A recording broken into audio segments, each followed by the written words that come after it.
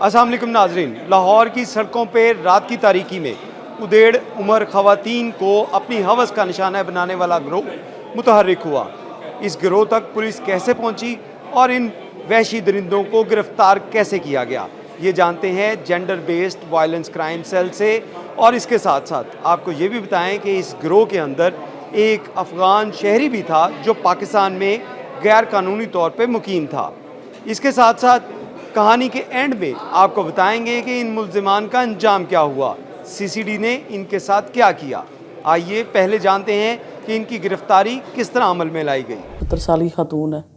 ये जिस दिन इसके साथ ये वारदात होती है सेम डे ही एफआईआर हो जाती है।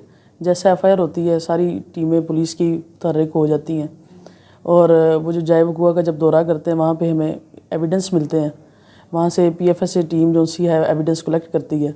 खातून के मुताबिक ये था कि वो अपनी बेटी से मिलने गई थी।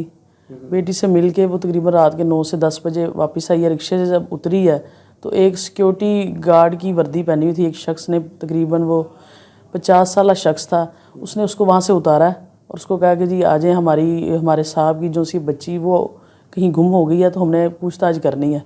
आगे हमारे और भी बंदे खड़े हैं। रास्ते में जो सी वो खातून चूँकि बुज़ुर्ग थी वो थक गई, उसने उसको एक जगह बिठाया और वहाँ से एक पानी की बोतल उसको ला के दी, जो कि बाद में वकूआ से हमें मिली भी। वहाँ से उसको वो ले गया कैंपस पुल की वो साइडों पे झाड़ियाँ होती हैं, वहाँ ले जाके उसने उस जाति का निशाना बनाया। जब वो उसके साथ जाति कर रहा था वहाँ पे एक ये कूड़ा उठाने वाला शख्स वो वहाँ से गुजरा था। उसने जब उनको देखा तो उसने भी फोर्स किया कि भाई अब मैंने देखा मैं तो यहाँ पे शोर करूँगा। तो उसने उनको ब्लैकमेल किया उस आदमी को और फिर उसने भी खातून के साथ इस तरह की हरकत की।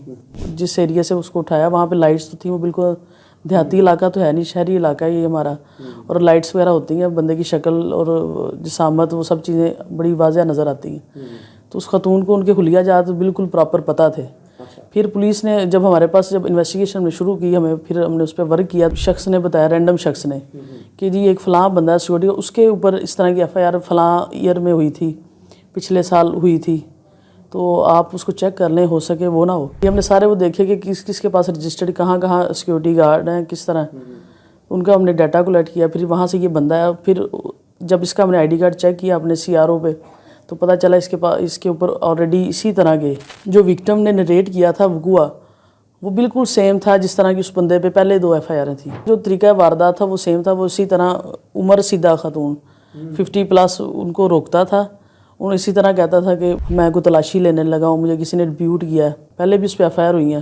वो सेम स्टोरी थी। तो वो मुलज़िम को जब गिरफ़्तार किया उसका डीएनए वगैरह करवाया तो वो भी सारा जो एविडेंस हमने कलेक्ट किए थे उससे सारा उसका फोरेंसिक मैच हो गया कि वही असल मुलज़िम था हमारा। उसने जब क्योंकि वो भी उसी इलाके का था, उसने हमें थोड़ा सा बताया कि जी फ़लाँ फ़लाँ बंदा था, फ़लाँ एरिए से आया। तो फिर हमने वहाँ पे जाके वर्क किया तो वो जो बंदा है वो हमें मिल गया।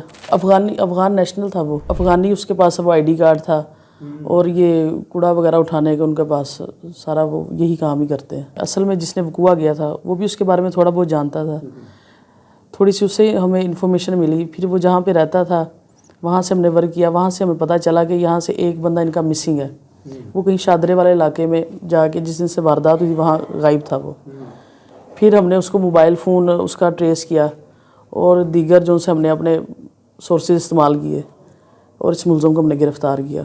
मुल्ज़िमान की गिरफ्तारी हो गई। उसके बाद एक मुल्ज़िम जो कि पहले भी ऐसे वाक़यात में मुलव्विस था, उस मुल्ज़िम को सीसीडी क्राइम कंट्रोल डिपार्टमेंट के एहलकार निशानदही के लिए लेके जा रहे थे कि इस दौरान उसके साथियों ने उसको छुड़वाने की कोशिश की और इस कोशिश के दौरान जब इनकाउंटर हुआ तो उस इनकाउंटर में मुल्ज़िम अपनी टांग से महरूम हो गया।